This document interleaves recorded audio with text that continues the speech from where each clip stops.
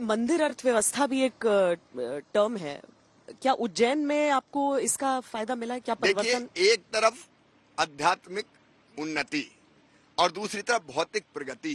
ये अध्यात्म और इसका भौतिक प्रगति का समन्वय है। जब तक इसका समन्वय नहीं होगा तब तक पूरा काम चलेगा नहीं। और इसलिए उज्जैन तो पूरा ट्रांसफॉर्म हो गया। आप उज्जैन में देखिए, पहले 20-25 हजार श्रद्धालु रोज आते थे, आज रोज 1 लाख तो क्रॉस कर ही रहे हैं। कई बार सैटरडे संडे को 1.5 लाख और 2 लाख भी क्रॉस करते हैं। उज्जैन में होटल फुल है, नए रिसोर्ट बन रहे हैं, नए होटल बन रहे हैं, होम स्टे शुरू हो गए, हमारे वहाँ ई रिक्शा शुरू हो गए, गाड़ियां शुरू हो गई, कई लोग अलग अलग सामान बेचने का रोजगार में लगे हैं। तो मैं कहूंगा कि अप्रत्यक्ष रूप से जो रोजगार मिला है वो अद्भुत और अभूतपूर्व है और उज्जैन प्रसन्न है। और मेरे दिमाग में साफ है, उज्जैन से लेके महाकाल महालोक से लेके और सीधे ओमकारेश्वर एकात्म धाम तक और यहाँ से महेश्वर तक अद्भुत सिद्ध क्षेत्र हम इसको बनाएंगे, दिव्य क्षेत्र हम इसको बनाएंगे। यहाँ चारों तरफ मतलब रोड के भी दोनों तरफ जो हमारे 4 लेन हाईवेज बन रहे हैं, वहाँ हम इकोनॉमिक कॉरिडोर भी बनाएंगे। तो इसकी कनेक्टिविटी बढ़ाएंगे आप? डेफिनेटली कनेक्टिविटी हम बढ़ा रहे हैं। पहले 4 घंटे में आते थे, अब 2 घंटे में यहाँ आ जाते हैं।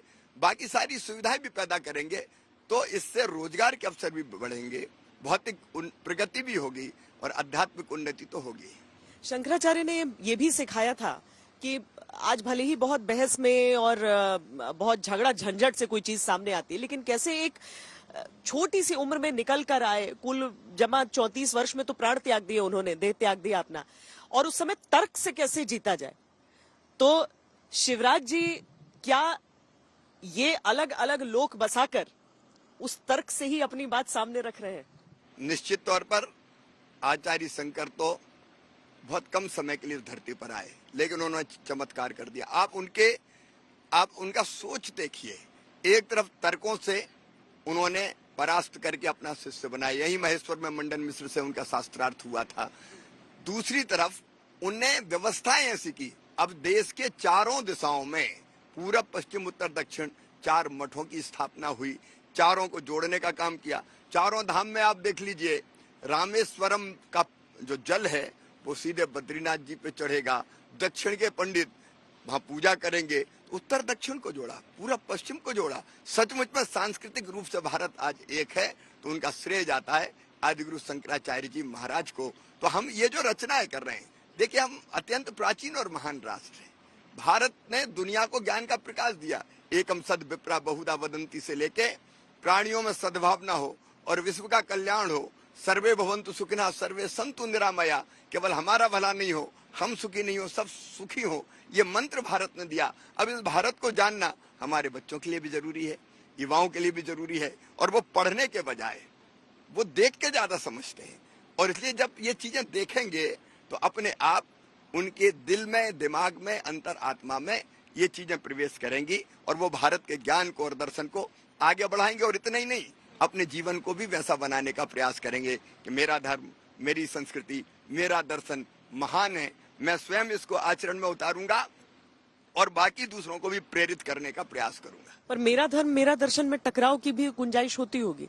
लोग पूछेंगे कि भाई केरला स्टोरी को इतना लेकर विरोध हो रहा है, लोग अदालत तक पहुंच रहे हैं और शिवराज जी ने उसको टैक्स फ्री किया मध्य प्रदेश में। देखिए, हम किसी के विरोधी नहीं है। मुंडे मुंडे मतिर भिन्ना, ये बात भी भारत की धरती पर कही गई है। सबको न्याय की बात हम करते हैं, लेकिन एक बात भारतीय जनता पार्टी का सोच साफ है, न्याय सबको, तुष्टीकरण किसी का नहीं। और इसलिए हमने कहा कि लोभ लालच भय प्रलोभन में अगर कोई धर्मांतरण करवाएगा तो वो अपराध होगा, और हमने कानून बना दिया। तो ऐसी कई हमने व्यवस्थाएं की, किसी के खिलाफ नहीं। अगर प्रधानमंत्री श्रीमान नरेंद्र मोदी जी ने फ्री में राशन दिया तो सबको दिया, उजला रसोई गैस कनेक्शन सबको दिया, मकान सबके बना रहे हैं, यहाँ लाडली लक्ष्मी योजना सबके लिए है, लाडली बहना योजना सबके लिए है, मुख्यमंत्री मेधावी विद्यार्थी योजना सबके लिए, इसमें कोई भेदभाव नहीं है।